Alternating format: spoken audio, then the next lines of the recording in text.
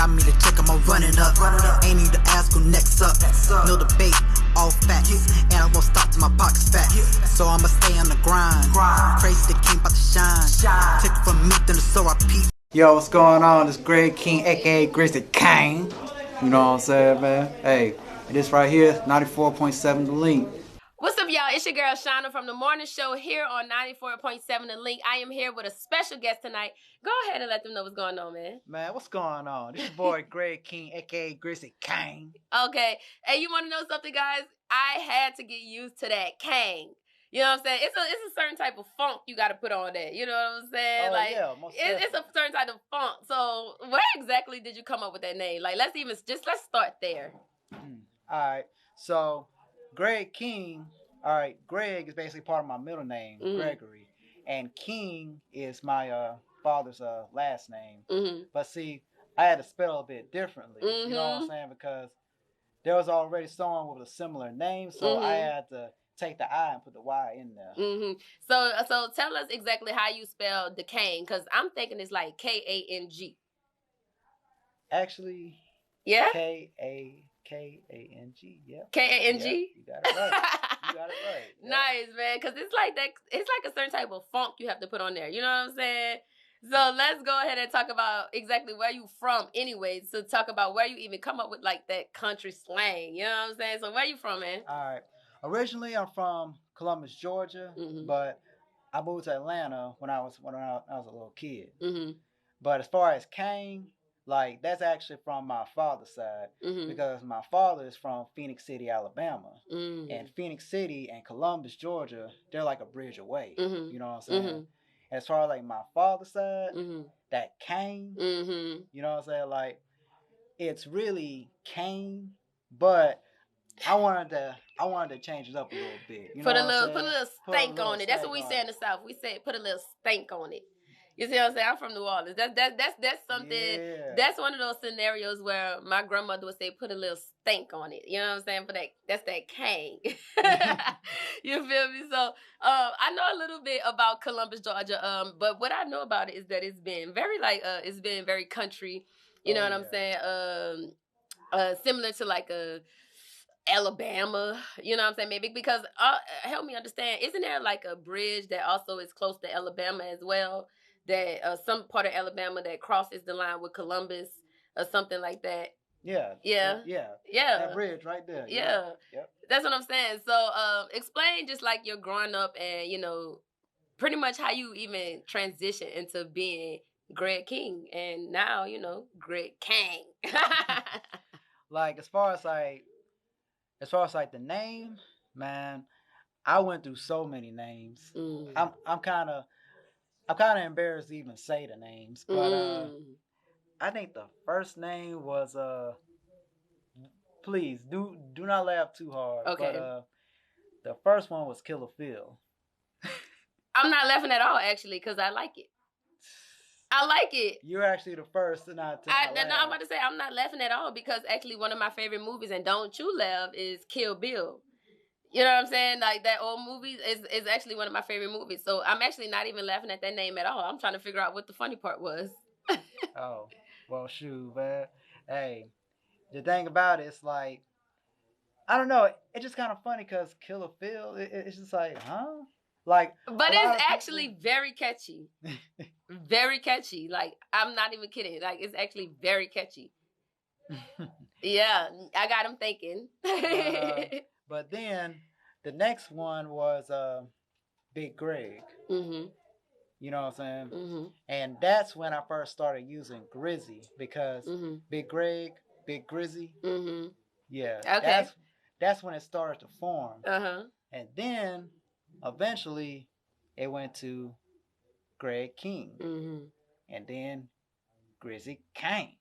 But you know what? It's actually not uncommon for artists to transition in names as their career grow and as they grow, because we're seeing it now, you know what I'm saying? We have P. Diddy, Puff Daddy, now he going by Brother Love, you know what I'm saying? You know what I'm saying? So it's actually not uncommon because as you grow, you just start to re-identify yourself and you start to reinvent yourself. So it may come with just a new name, you know what I'm saying? So for sure, man. So we got Greg King in the building right now. That's what we got in the building right now with us. You feel me? Man, so tell us a little bit what you've been having going on, you know what I'm saying? So we know you in the music scene. Tell us a little bit how that experience has been going for you so far. Man, so far, it's going pretty good. Like, I actually just got out of writer's block, you know, so, like, I just been writing, you know, like, I sometimes type, you know, on my iPhone, you know what I'm saying? Team iPhone. You know? Yeah. But, you know, like, I still, you know what I'm saying, write, you know, because that's basically what I started off with. And I have, like, hella notebooks. Now, we hear a lot of people talk about this writer's block, you know what I'm saying, where at moments they just feel uncreative, uninspired. How did you work your way through your writer's block? Right now, for me, it's just listening to beats, like listening to the beats that I have. And, you know, just riding through, just driving, you know, just running errands. I just have the beat playing. You know, when I'm stuck in traffic on 285, you know what I'm saying? Like, which is plenty of time, you know what I'm saying? Right, and it's Atlanta traffic, literally. You know, so that's plenty of time to just sit on a beat. So, like, I heard a few of your songs, and the kind of vibe that I get when I hear songs, first of all, I heard the one that has the New Orleans beat on it. What is that? Ride with me. Ride with me. So, first of all, let's get into that. Shout out New Orleans. I'm from New Orleans, so I immediately identified with the New Orleans beat. So talk a little bit about that. How were you inspired to even incorporate the New Orleans sound with your own sound? Yeah, talk about that a little bit. Like, you know, just listening to like old school, you know what I'm saying, songs like from the Hot Boys and everything. Like, you know, just biggest like inspiration. Oh my God. I think that those times do not get enough credit. You know what I'm saying? Like, because nowadays, especially like in a lot of Drake songs, Drake definitely sample a lot of New Orleans music. And honestly, that I grew up listening to. And it's always so funny because I hear samples of songs now that I grew up to. You know what I'm saying? Yeah. Like, so how did you even get to be inspired by that type of music? Like, I don't know. It's just like the beat. You know what I'm saying? Because it's like, I don't really hear that, you know, too much, you know what I'm saying, right now. So it's like, man, let me go ahead and hit them with this right here. Because I don't know, I just like that energy. You know what I'm saying? Like, I don't know, it's just old school music. Like, it could just, well, wow. I can't believe I'm calling that old school. But, right. Literally what, the Hot Boys were what? Like, they were hot, what would you say? 90s? Late 90s. Oh my God. I feel like it was like 2002, like yesterday. Man. But it's like, but yeah, like you said, like they just don't get that much credit. You know, Hot Boys, Juvie, BG, Turk, Wayne, you know what I'm saying? You talking my language. Like, you talking my language. Man, I gotta tell you, Juvie song, Back That Ass Up. Hey, classic. No bullshit. My great grandmother loves that song. Cause she probably was twerking to it back in the day. Probably did. She is in her 90s and she loves that song. Yeah. So ride with me. Let's get into a little bit of that. Let's talk about even the creativity behind it and the inspiration to even put the New Orleans sound and your sound together. You know what I'm saying? Because you definitely, like you said, you come from Columbus and you have the borderline between Alabama and Phoenix City. You know what I'm saying? So you have that sound and then you have the New Orleans sound, which is states away. You know what I'm saying? So how did you even collaborate both sounds to create Ride With Me? You know what? It's like, as far as the creation, like for the song, like I said, I just let the beat play and just let the beat talk to me, you know? And you can actually tell by listening to the song how much fun I had on there. You can just tell by the way that I'm rapping on it. I had so much fun recording that song. Like, that's one of my favorite songs that I recorded right there. I love it. And it's actually one of the most popular songs on my Spotify too. Yeah? Oh, yeah. Ooh, let's get into that. So you definitely are popping on Spotify. You know what I'm saying? You have your social medias going for you. Talk a little bit about the visuals behind creating Greg Kyng. You know what I'm saying? How do you take Greg Kyng, the artist, and put him on social media and basically, promote you in a social media platform? See, it's a bit tricky with that because as far as like social media, like I'm on there, but I'm not on there as much as I feel like I should. Because I'm just starting to really be more consistent with it, and it's working pretty good. So far, so good because I'm getting the views. Social media is everything. Like, that's the one thing that I say, and that's the biggest advice that I give to artists, because right now we are living in a generation where social media is at our advantage. You know what I'm saying? So taking advantage of that literally could take you from here to there in a matter of minutes if the visuals and the sound is right. You know what I'm saying? Yep. For sure. So let's get into your visuals a little bit. How has your visuals helped you create your image? You know what I'm saying? Once again, taking Greg Kyng from just pen and paper and bringing it to life. How has social media helped advance your career? Social media, like, once I really got some kind of grasp on it, it really helped because I got fans in Brazil, like Portugal, and I hope I said that right, Portugal. I hope I said that right. You know what I'm saying? But just interacting with them and talking to them, it's just like, wow, my music has reached over there. Like, it's just so, like, don't get me wrong, I love it when my music is recognized in, the States. But for it to be recognized in other countries, like, what does that feel like? You know what I mean? Because, when you think about being recognized in another country, I mean, that's a whole nother culture. It's a whole nother language. What does that even feel like for someone that probably don't even understand the full you know what I'm saying, the American you, but they're relating to your music? Like, how does that even feel? It feels amazing. Yeah. It feels amazing, especially as like an unsigned artist, like straight indie. Like, man. Let's get into that. A lot of times, artists talk about being independent versus signing to a major label. How has being independent helped your career, and is the hope to be signed by a major artist? Like, the independent route, I ain't gonna lie. In the beginning, it was tough. Yeah. It was real tough. Like, I could say this though. If I would have learned, like, everything I know right now, I would have known, like, 5-6 years ago, I'd be a millionaire by now. Because it's like, I finally understand, like, really well about the business. Because back then, 5-6 years ago, I didn't know the business. I just know the music, But BMI and Song Trust, all that, like copyright, everything. How important is that to like understand the business side behind of the music industry? Because nowadays we see a lot of times these artists are getting into contracts and they're really not even understanding what they're signing to. You know what I'm saying? So how important is it to really understand the business side behind the music industry? The thing is, it's very important because one thing about it that I've just been watching on YouTube about artists coming out of their contracts, talking about how broke they are, or talking about their label screwed them over. There are so many. So it's kind of like, well, I don't want that to happen. So I need to try and do it for me because I'm not trying to just go out bad. Like, one thing that I would tell any artist is to know the business first.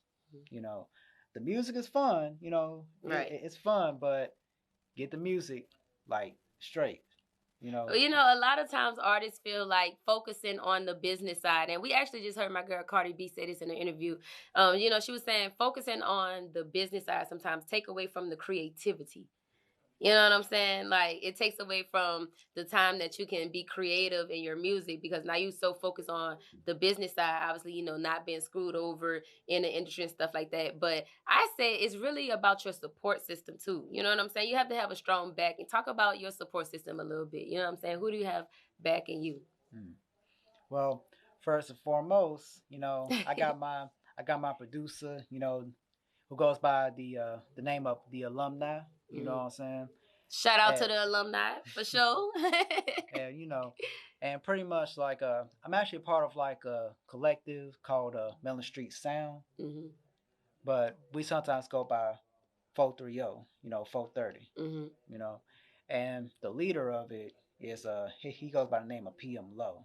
Okay. And he's actually one of the people who was like the first to believe in me. Mm-hmm. You know what I'm saying? Like I actually recorded like my first song at his house, because he had like a little studio, and I recorded it over there off of Mellon Street. And was it one of those moments where it's like, I did this, I'm in this, I feel good in it, and this is exactly what I want to do? Or was there ever a time where you feel like, I don't know, man, maybe this is not exactly what I want to do? Like, you know what I'm saying? How do you maintain that confidence through the ladders of climbing in the music industry? One thing about it is that I don't want to go through life with regret, or just go on thinking, man, if I would have just did this, or if I would have just did it a little bit harder, then maybe this, maybe that. I don't want to go out like that. I want to do everything. I want to do everything that I feel like I have to get my dream out, because chasing dreams. Oh gosh, can we take a moment and just can we live in that? You know what I'm saying? Because I feel like nowadays a lot of people literally are scared to chase their dreams. You know what I'm saying? Like, and it's powerful that you are not fearful to do so. You know what I'm saying? Like, kudos to you on that one. You know what I'm saying? Just chasing your dreams. So yeah, just talk about that process. And like I said, just remaining confident through the struggles, because a lot of people don't talk about the ups and downs of chasing your dreams. They just talk about the ups. You know what I'm saying? Yeah. And trust me, I've had a lot of times where I just feel like, man, is this even, worth it? Like, should I just go back to school? Or, I have that, sometimes I do. I ain't gonna lie. But I just don't want to be 70, 75 and just wondering what if? What if? I would rather go and shoot for my dreams and fail than to never even go for it at all. You know what I'm saying? I love it. And once again, like a man said, like, shout out to you, because it's like a lot of people, they get stuck in that fearful mode. You know what I'm saying? And they get stuck in that phase of not being confident and not being motivated to even chase their dreams. You know what I'm saying? So shout out to you. You got an album out, man. Let's talk about this album. Let's talk about this album a little bit. So go ahead and tell us the title and what it's all about. Man, yo, the album, it's called Lifetimes of Grizzly Kyng. You know what I'm saying? And once again, that's Kyng with a little stank on it. You know what I'm saying? You have to say that. Like, it's Kyng with a little stank on it, all right? So let's talk about that. Life in Grizzly. No, all right. I can't do that. All right, come on. You go ahead and do it. All right. We're about to talk about the album Lifetimes of Grizzly Kyng. Oh my God, I love it. So let's get a little bit into it. So let's talk about the inspiration behind it. First of all, when you say the life of you, you know what I'm saying? That's making me think about, you know what I'm saying, you putting your whole life story in the album, right? So let's talk a little bit about that. How would you even get the inspiration to make an album of such a deep topic? Well, as far as like the title, like this album right here, this is kind of like chapter 1. This is only like a small part of my life right here. Just to give y'all a little something right there. It is Life and Times of Grizzly Kyng, but it's not the whole story. That's only Life and Times of Grizzly Kyng. I was about to say, what are some of the things about your life that this album will reveal? It's basically just me trying to find my sound. It was basically like, as far as like in my life, I was trying to find what fits me, what I feel comfortable with. It's basically me really just getting my feet wet for real. How many tracks are on the album? How many tracks? Oh yeah, About 12 of them. Like 12? Mm-hmm. You know what? What is currently like the average amount of tracks to be on an album? Because I remember growing up, Ashanti was one of my favorite albums. Shout out to Ashanti, man. And I think she had like, god dang on, 20 songs on that album. You know what I'm saying? But nowadays, we don't really see a lot of people putting that many songs on the album. So what is kind of like, would you say, like the average amount of songs to be on the album? It kind of depends on the artist, but between 12 to 16, maybe. Mm-hmm. All right. So talk about the producers of the album, you know what I'm saying? Creating the sound. What's the sound and the flow of the whole album? Oh, yeah. The producer, you know, of course, the alumni. You know what I'm saying? Mm-hmm. He produced the whole Shout out album. to the alumni for sure. Oh, yeah, man. Like, the alumni, he can do anything, man. Mm-hmm. Any beat. Like. And you know what? Nowadays, we see a lot of artists attaching themselves to certain producers. You know what I'm saying? So how did you actually attach yourself to the alumni and y'all came together to create this project? You know what I'm saying? Was it just a vibe? He understood your sound. You understood his sound. How did you guys start to collab on this inspiration? Like, the thing about it is that me and the alumni, we basically known each other for like years. You know, we kind of like grew up together. So he knows my sound like in and out. Like, not just as an artist, but also me as a person too. So, are you open to working with other producers? Oh yes. Yeah.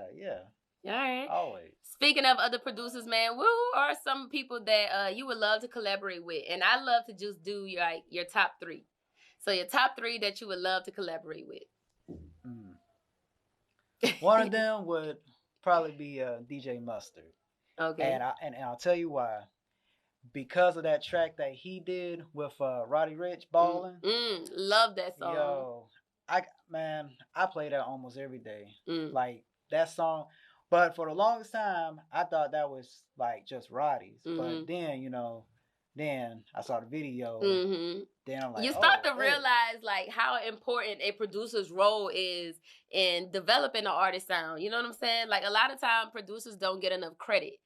You know what I'm saying? True. But shout out to my boy ATL Jacob, because that Wait For You Future, I swear, it kind of put ATL Jacob on the map for me, because in the beginning of that song, all I hear is that ATL Jacob. You know what I'm saying? Yeah. So it kind of put in perspective how important a producer is with a sound. What would you say about that? Important about the importance behind finding the right producer that matches your sound, your energy. Like, finding the right producer, that's basically like 99% of the game. Because it's like, yes.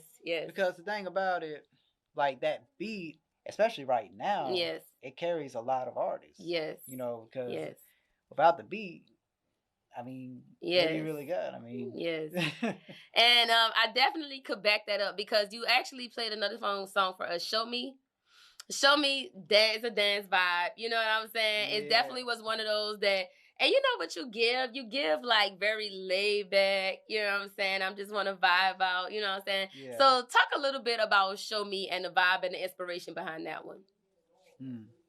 For Show Me, I wanted something that could be played on the radio. You know, I want to like something to play in the club. Kind of like something laid back a little bit, kind of like mid-tempo. You know? I definitely would say that I feel like nowadays it's very important to have something that caters to the ladies, because ladies are taking over. You know what I'm saying? We want to dance, we want to twerk, we want to vibe. You know what I'm saying? Like, we want to do all that. So do you have a woman in your life that kind of help you create music that's for the women? Like, right now, you know, I'm single, so, you know. He's single, ladies. So, you know, I ain't really tied down, you know what I'm saying? Will being tied down kind of change the dynamic of your music? Because a lot of guys feel like they have to be single when they're creating their music and all that. Do you feel like a relationship kind of defines your level of artistic, you know what I mean, artistic skills? I mean, you know, it could help. You know, it could. You know what I'm saying? Let me tell you, nobody understands a man like a woman, huh? Okay, nobody understands a man like a real woman. And real women bring out a certain level of confidence and creativity in a man. You know what I'm saying? We're there to push you to your highest level of potential. Am I lying, ladies? I ain't lying. Let's get back into that Show Me record. So like I said, man, it's definitely a dance record. Now, would that be on the album? Show Me? Oh, yeah. That's on the album. Okay, yep. Okay. Is Ride With Me on the album? That's on the album, too. Okay, for sure. And so, what other vibe does the album get? Because those are 2 dance records right there. Oh, yeah. Are you going to slow it down for the people? Actually, I actually have another song called Way Up, which is mid-tempo, but it has a little bit more energy. You know what I'm saying? And the song, and I'm not sure if I said the title. Did I say the title already? Of the song? Yeah. No. Okay, I'm tripping, my bad. But the name of the song is called Way Up. And on Spotify, that's actually like my most popular song. Really? Right now. Yeah. How many, like, how does that work on Spotify? Like, do you get views from like streams, or how does that work on Spotify? Like as far as the streams, listeners, and all of that. Like, how can you determine what song is doing better than another? Is it just like the amount of streams or the amount of views? I'm not really sure how that whole thing works. Streams, yeah. Cool. Oh yeah, but that's like my most streamed song right there. Okay. Nice. What are your predictions for the album? You know what I'm saying? You know the creativity behind the album. What's your predictions behind it? As far as like, you know what I'm saying, the creative, yeah. Behind the album. Like, I'm sorry. I was basically just had something else going on that I was thinking about. But as far as like Way Up, like the creative process, it's like I wanted a signature song. You know, that's basically what I wanted. And with the hook, it has like a nice little melody with the hook, you know. And I'm not going to give too much to y'all just yet. But trust me, you listen to the song, it's coming. Oh yeah, it's coming. Oh man. All right, well, just go ahead and tell the people all of your upcoming projects that you have coming out, what to look out for, and where to follow you on all social medias. Also, where to find all of your music, man. All right. You know what I'm saying? If you don't know by now, the album is called Life and Times of Grizzly Kyng. With a little stank on it. Remember that. Stank on it. And the album is available on all platforms. You know what I'm saying? Spotify, Apple, Tidal, YouTube. And I also have my own website too. You know what I'm saying? Which is www.gregkyng.com. All right. And follow me on Instagram, GregKyng_. All right. There you have it, guys. You got my boy Greg Kyng in the building. Make sure to be on lock for all of his upcoming projects. And you already know, keep it locked here on 94.7 The Link. Make sure you follow me on Instagram at @TheRealShiner_. That's TheShanna_The Real Shiner. And keep it locked on 94.7 The Link for more upcoming interviews. We out.